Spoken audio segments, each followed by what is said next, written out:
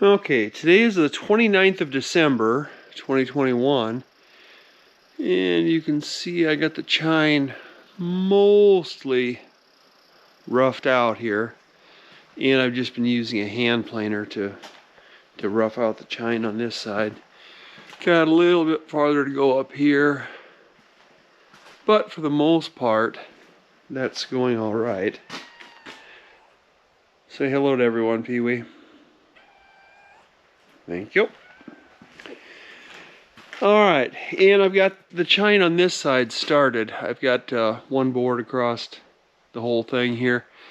Had a little bit of a boogaloo here. I wound up getting a little dip in here, and I'm not sure why. So I'm going to build that up just a little bit, or I did build it up just a little bit. I'll knock that down with a with a sander, I suppose, now, and then when the next board goes on there, I'll probably make up any difference in the next layer or two that goes on there. But otherwise it wasn't looking too bad, other than one other spot up here at the very bow. I don't know if you can see that in the camera, but that's kind of warped there, or crooked there. It bows in just a little bit here. Now this is all under the water line, so it's not going to be overly noticeable, but I think what I might wind up doing to try to bring this back out, you know, the way the other side is, I think I can just build it up with another layer of 2x material and then work it down with a plane and what have you. I think that should work. But unfortunate that it's the way it is, but oh well. Well, now that I got the chine glued in, you know, at least one layer on each side, I started doing some other things. Since the frames are pretty much stabled, I'm starting to work on deck beams. You can see this is a deck beam up here. I've got 3 of them in back here. I've got the one that's farthest aft. Now I can't do the transom just yet. I left the transom tall, and I knew I was leaving it high, and I'm gonna have to take a couple inches off the top of that transom back there, you know, to bring it down to the level of these frames. If you extend this string out, you know, it would hit a couple inches down low there, which is fine, and which is what I anticipated. Not, excuse me, not quite sure how I'm gonna cut that off yet. If I'm gonna rough it out with a saw, maybe a jigsaw, and then come back with the plane and get her plane down to the right angle and into, you know, the proper height to meet these. But okay, so what I did here was I found the lowest corner, which was the starboard side forward there. I found the lowest corner, and I started that as my point, and I stretched a level line across from one side to the other to establish a level, you know, surface that these two would be on. I'm always contending with this. Boy, this cat likes to climb. It's going to kill itself someday. It climbs to some of the strangest places, the highest.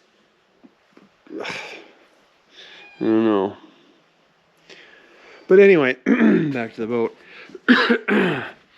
I established that level line across here.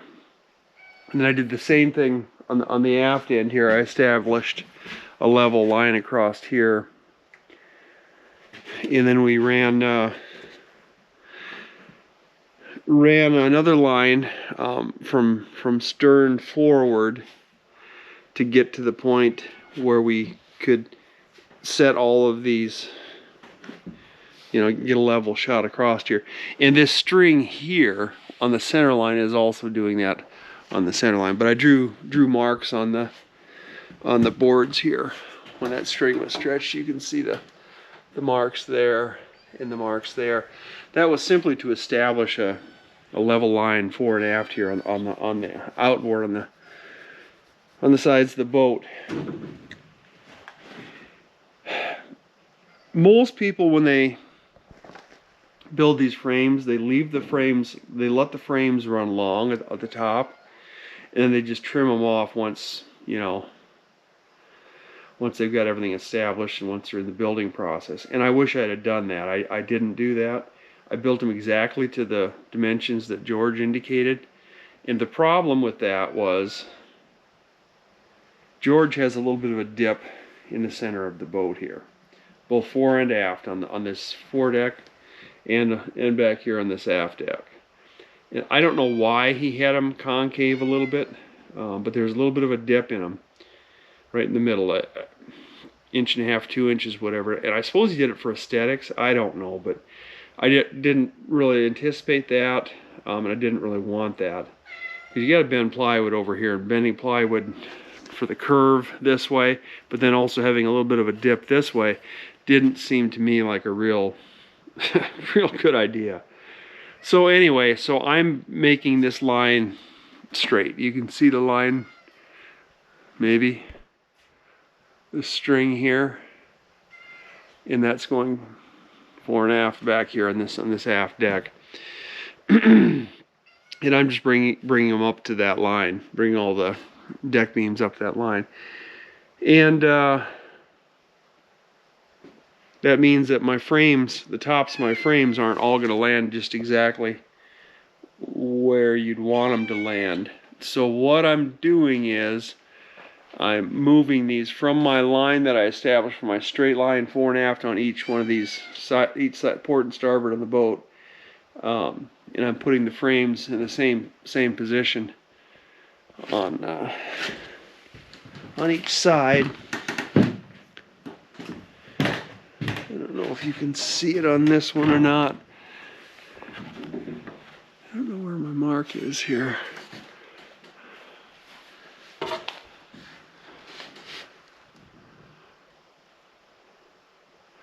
But the mark was right on the top. I think it's on the other side, so you can't see it. But anyway, I'm moving it 1.5 inches from the top, so that this is sitting on the 1.5 inch line here on each one of those lines. And then I may have to adjust that just ever so slightly to keep the center line right in the middle there. But anyway, that's going to mean it's going to give me just a little bit more headroom back here by moving that up that 1.5 inches. But it'll also mean I won't have as much to cut off of some of these that run taller than others. And I don't know why some of these are significantly taller than the others. And here you can see this one back here on the port side is going to have to, not sure, is going to have to just be trimmed off just a little bit. That one back there. You know, this one here won't need any trimming because it's close. That one's close. That one's close. That one's probably going to be all right. And then the one that doesn't have a board on it back there, that's a good couple inches. So that'll need a little trimming off. As the one behind it that already has one on this. We'll need. This is probably the most entertaining.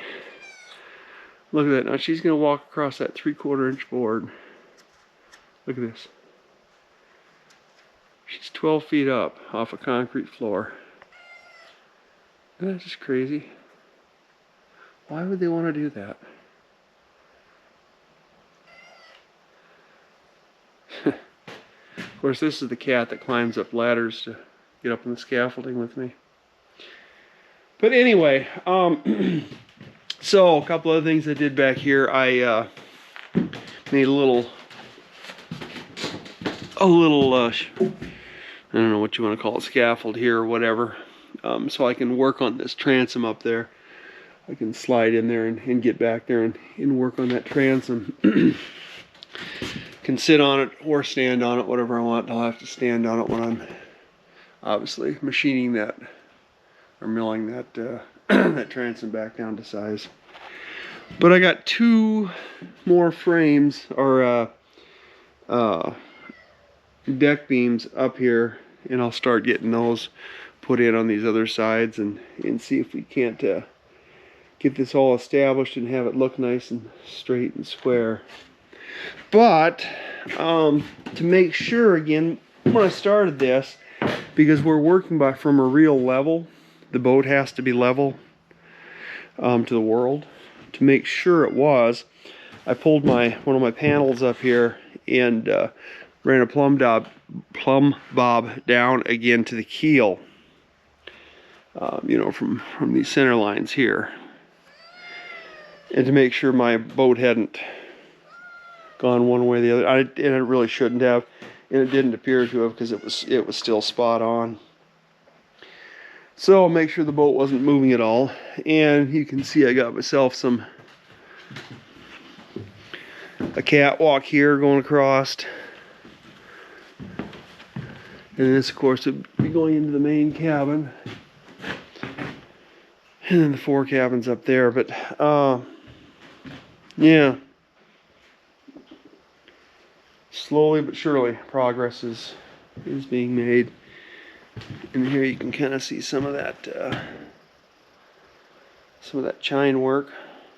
It's all glued into the notches there. And then the same thing over here on this first board.